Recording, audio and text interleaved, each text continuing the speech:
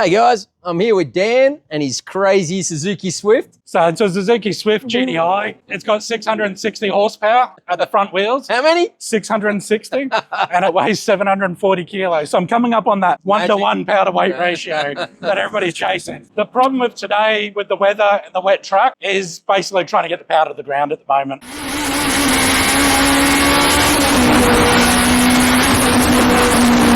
Yeah, I've been watching you coming out last corner and that thing is wild and loose. It top steers a lot. What's it like inside? Are you fearing the wall or does it feel a lot more controlled than it does to watch?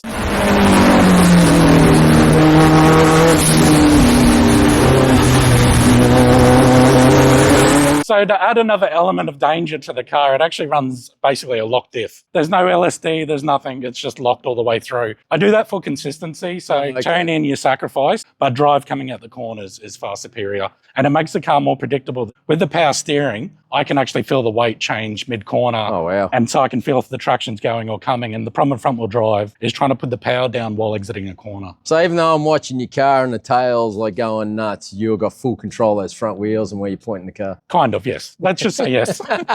No, it looks worse than it feels. I've been racing front-wheel drives, high-powered front-wheel drives for 25 years.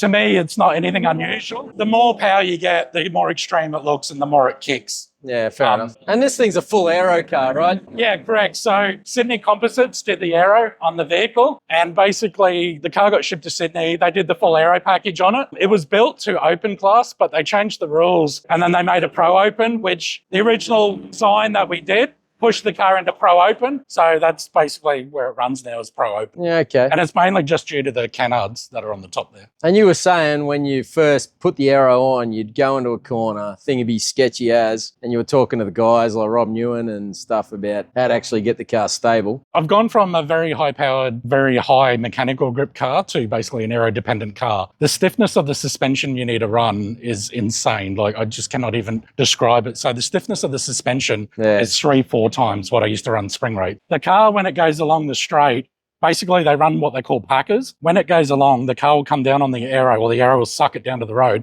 and the packers will stop it from hitting the road. It's basically just a solid shock. If that splitter touches the road, you lose Aero. You lose full Aero and you're done. So that's the other problem you've got there. The faster you go through the corner, the more Aero grip you got. But what they don't tell you is when you're going through a corner slow and it feels like you're going to have a car accident on the outside or a big off on the corner, the way you fix that is by actually going faster. Your brain, the two don't compute together to actually have your foot to say, I need to go in 20, 30 kilometers an hour faster. So you're going through loose as and Rob's going 30k an hour more, man. Give that a crack. That's exactly what he's saying. My brain's going, that's just a bigger accident. Yeah, correct. Everything feels like a bad accident. Everything's a terrible accident. That's where guys like that have been doing it for years. Like, I really do take my hat off to them. Like, it's to get your head around one lap, go out to a track and then absolutely nail it. It's insane. And to know where that edge is, just to have confidence to go out and then do it. I'm on a steep learning curve at the moment.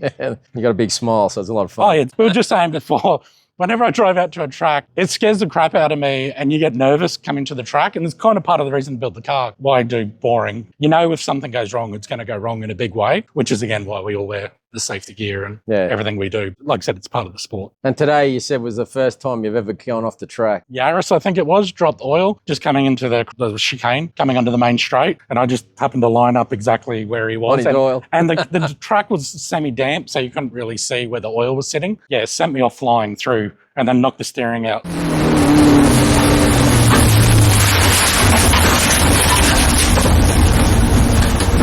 Okay, so you're talking 600 horsepower at the wheels. What's powering it? So it's got a Honda K20 in it. So we had Suzuki Swift engines in it. We're running about 380 horsepower, and I ended up going through about 7 engines. Basically, you got your water jacket. It was just cracking around the water black jacket, separating the block in two. So then we looked at it and we thought, what's the best engine to go? And the best 4-cylinder for the weight is a Honda K20. They're bulletproof. They're indestructible. What I've done there, I should have done years ago. Oh, really? Yeah. Shouldn't have wasted so much time trying to get the Swift engine going. And you have no trouble at all with the K20 once you did that. No trouble up to 600. No trouble at all. So I had a stock one in to start off with, and we found the limits of what the stock engine could do. And then after that, we've got built one in there and no problems whatsoever. So what's the shopping list on this one? It's rods, pistons, valves. It's got everything. It's got all the fruit. The only thing it doesn't have is it doesn't have a liner dropped in it. So it still runs factory liners and the factory crank. What do you do for oil control? Like, you're pulling some serious G's corner in there, right? So this is interesting. So I actually have 2 engines, as every Time Attack person does, and you float between two of them. I was chatting to the guys at BYP, and they've got basically a sump setup that they use on their Time Attack car, which is basically parts of the Hondas, which gives you a deeper sump, deeper pickup,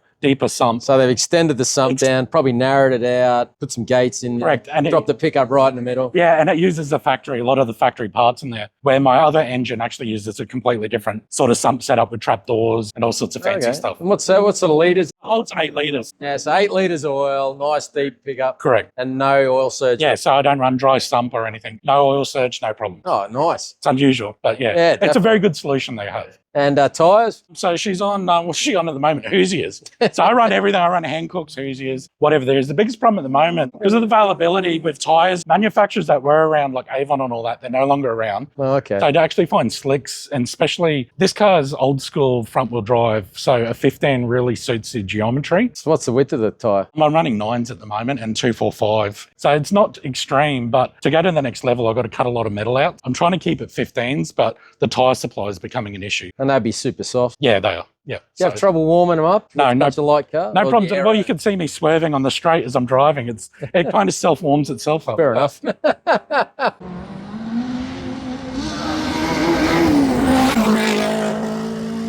And a suspension? Suspension, so it's MCA, Murray Coote. Oh, yeah. I would have been lost. I did the Aero and didn't even look at the suspension and thought, oh, we'll just sort it out. I was running Bilsteins originally, and it just, the Bilsteins just didn't cut it. Oh, Murray knows his stuff. Murray definitely knows his stuff. Trust me, once I went with him, I felt a lot more reassured. He knows his stuff, knows how to set it up, knows packers. A lot of the research is already done for you. Yep. So he took the car to his workshop, basically did a full suspension design on it, geometry, and then basically did a package. And other guys have said, while you're setting it up, you can just get him on the phone and he's full support. Yeah, correct. So I called him up before coming here. Nobody does a Suzuki Swift with the weight I've got. We're trying to still work out what this car likes and doesn't like. I've had a problem with porpoising like the F1 cars, which is really unusual, but it's porpoising really bad. We think it's more due to the tyre being a really soft wall. Oh, okay. But anyway, we're going up in spring rates and it fixed the issue. The problem that you're going to lose drive out of the corners and everything else with it. Before coming here knowing it's a rougher track, I was trying to think whether we run a softer spring, which will help with the drive, which it would have. It's one of those 50-50s. I don't race here very often, probably 2-3 times a year. Yep. And I've never raced here with the Aero. So I wasn't exactly sure what we were going to see. And to give you an idea, H-track that we've got over the back there, the car was fully airborne going over some of the bump there. All 4 wheels off the ground. It was horrific. So You got some footage of that for me? I do have some in-car. And again, I was thinking we probably should have gone softer in the spring rate, but then I would have introduced the porpoising issue. You're still feeling out those Correct. points. It's still in basically like an R&D stage. Well, the thing is, each of these tracks are different too. So even though your base set up right, you're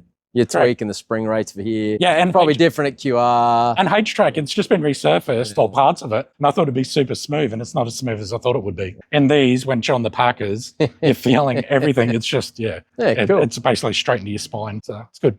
Yeah, awesome. Thank you very much. No worries.